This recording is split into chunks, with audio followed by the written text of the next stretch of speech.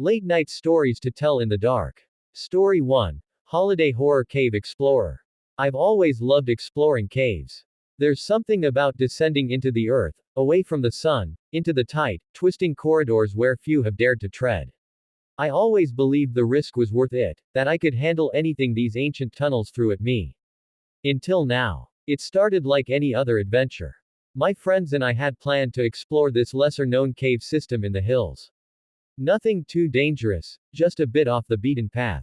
We geared up, checked our supplies, and descended into the cool, damp darkness. The air smelled of wet stone and earth, and the only sounds were the echoes of our movements and the occasional drip of water. After a couple of hours, we reached a narrow passage I couldn't resist.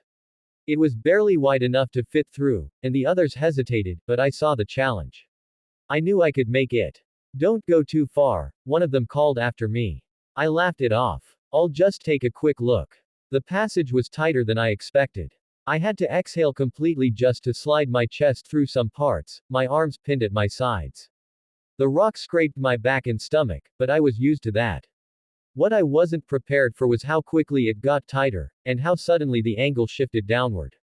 I tried to back up, but my body wouldn't budge. My chest was compressed against the rock, making it hard to breathe. I pushed with my feet, trying to wiggle free, but the more I moved, the worse it got. My head was tilted awkwardly, my neck cramping as I strained to look back toward the faint glow of my headlamp reflecting on the walls. I called out for help, but the echo swallowed my voice. The air was heavier now, tinged with the sourness of my own fear.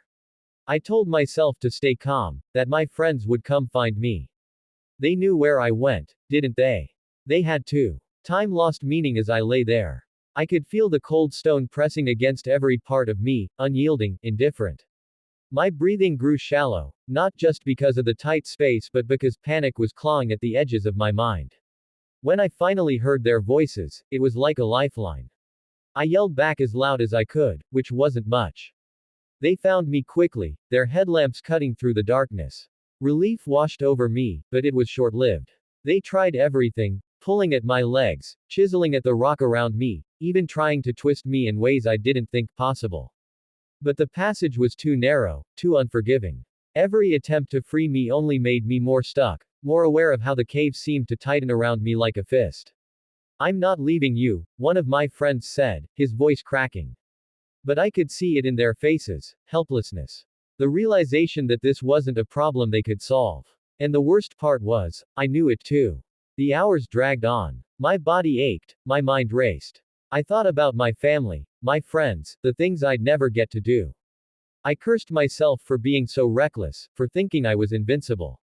As the light from my headlamp dimmed, I felt the cold creeping deeper into my bones. The cave wasn't just a place anymore, it was alive, swallowing me whole. And all I could do was wait. Story 2. The Black Friday Holiday Beatdown over an Xbox. Here's a chaotic tale of holiday shopping gone wrong. It was Black Friday, and the doors of Electro-Mart opened at the ungodly hour of 5 a.m. A line of eager shoppers, bundled against the icy wind, had been camping out since the night before. The promise of unbeatable deals had lured hundreds, but there was one item that everyone had their eyes on: the new limited edition Xbox Pro. The store had only 15 in stock. The moment the sliding doors opened, the crowd surged forward like a human tidal wave, pushing aside the poor employees who were stationed to greet them. People sprinted down the aisles, carts rattling behind them as they navigated the labyrinth of discounted TVs and smart gadgets. In the electronics section, chaos erupted. A towering stack of Xbox Pros had been placed in the center of the department like a shining beacon of hope and carnage. The first shopper to reach the display, a wiry teenager in a hoodie, managed to grab one before being tackled by a middle-aged man in a Santa hat yelling, "That's for my son."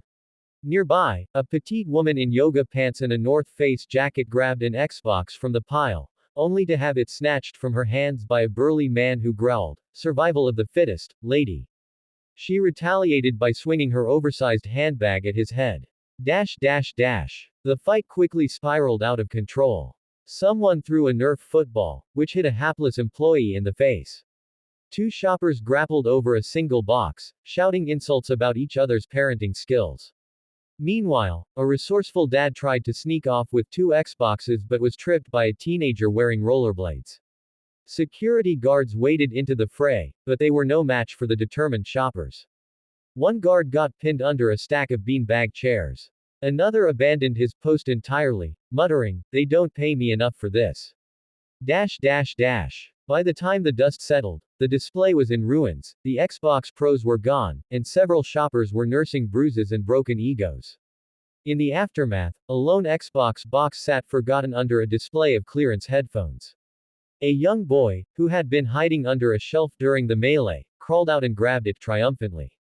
"Mom, I got it!" he yelled, holding it aloft like a trophy. His mom, who had been busy arguing over a discounted toaster oven, turned to him in disbelief. "That's amazing, honey. Let's get out of here before someone notices." The two made a hasty exit as the rest of the store descended into yet another fight, this time over discounted VR headsets. Dash dash dash. The Xbox Pro would go on to be cherished by the boy, who never knew that his mother sold it on eBay the next day for triple its retail price. And that, dear reader, is the spirit of Black Friday.